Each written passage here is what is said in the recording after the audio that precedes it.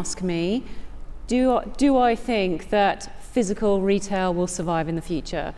I must admit, no woman has ever asked me that question because, I mean, we do love shopping. I love shopping, I love the high street, and to be honest, I've very rarely met a woman who did not see a future for physical retail. GDR is a retail trends consultancy, and we generally work with brands and retailers and manufacturers.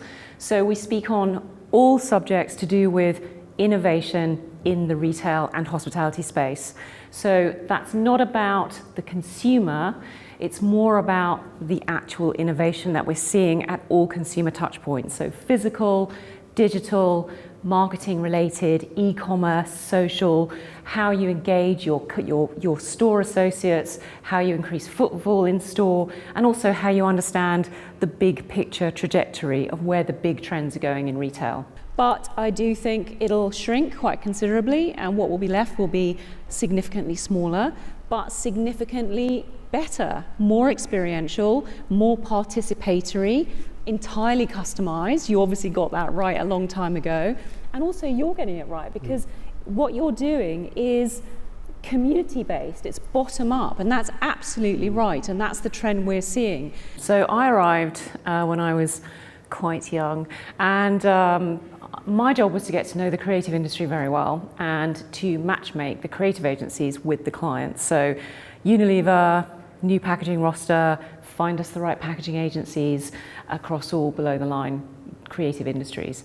When I was there for about 4 years, I actually bought the company from the previous owners, and then I turned it into what it became, which was trend forecasting, where we still took in the content and the inspirational creativity of the creative industries, below the line design agencies mostly, and crunched that into trends, which we then made available to our clients who are brands and retailers.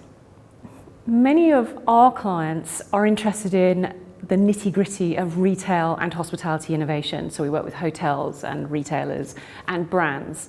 However, I also look at the upstream, bigger picture of the socioeconomic and the political and the technological issues impacting retail that's further down the line.